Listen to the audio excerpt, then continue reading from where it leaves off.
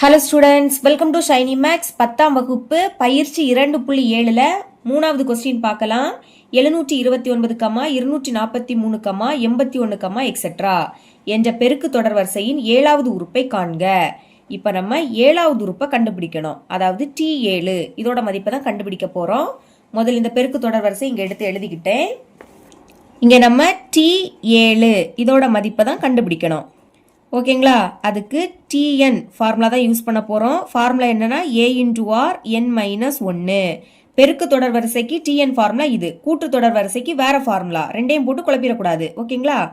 முதல் என்னோட மதிப்பு கண்டுபிடிக்கலாமா? பாருங்க, இங்கே என்ன இருக்கிற பிளேஸில் அங்கே என்னது இருக்கு? 7 இருக்கு. அதுதான் என்னோட மதிப்பு.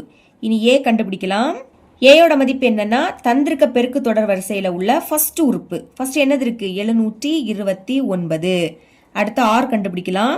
R எப்படி கண்டுபிடிக்கணும்னா T2-வை T1-ஆல் வகுக்கணும்.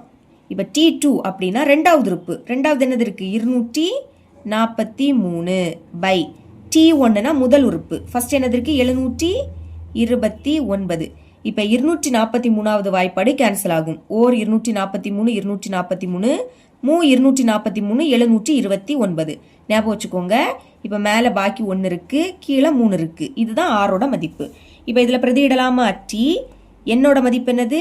7 சமம் ஏயோட மதிப்பு 729. இடையில எதுவும் இல்லாட்டா பெருக்கல் இருக்குன்னு அர்த்தம். ஆரோட மதிப்பு 1/3.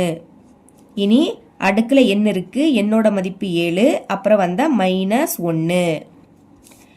இப்போ 729 பெருக்கல் 1/3. 7லேருந்து 1 கழிச்சா 6ன்னு கிடைக்கும்.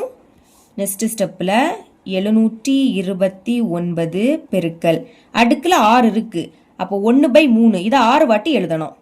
1/3 ஒரு வாட்டி எழுதியாச்சா? 2, 3, 4, 5, 6. இப்போ இது 3ஆவது எப்படி கேன்சல் ஆகும்? 1 3 3, 7ல் 3 2 வாட்டி இருக்கும். 3 6. இப்போ 7லேருந்து 6 கழிச்சா பாக்கி 1. அதை இங்கே எழுதிக்கணும். இது இப்போ 12. 4 3 12. இனி 9 இருக்கு. 3 3 9. மறுபடியும் 3ஆவது எப்படி போகும்? 1 3 3. இப்போ 24 எடுத்துக்கோங்க. 8 3 24. அடுத்து 3 இருக்கு. அப்போ 1 3 3. மறுபடியும் 3ஆவது வாய்ப்பாடு. 1 3 3. 8ல் 3 2 வாட்டி இருக்கும். 3 6. இப்போ 8லேருந்து 6 கழிச்சா பாக்கி 2. இது இப்போ 21. 7 3 21. மறுபடியும் 1 3 3, 9 3 27. அடுத்த 1 3 3, 3 3 9. இனி இந்த 3 என்ன ஆயிடும்? கேன்சல் ஆயிடும். ஓகே, இனிமே மேலே 1 மட்டும்தான் இருக்கு. 1 கூட பெருக்குனா 1 தான் கிடைக்கும். கீழே 1னா எழுதிக்காண்டா. இதுதான் இதோட ஆன்சர். அதாவது 7வது உறுப்போட மதிப்பு 1. பாக்ஸ் போட்டுருங்க. இவ்வளோ தான் இந்த சம்.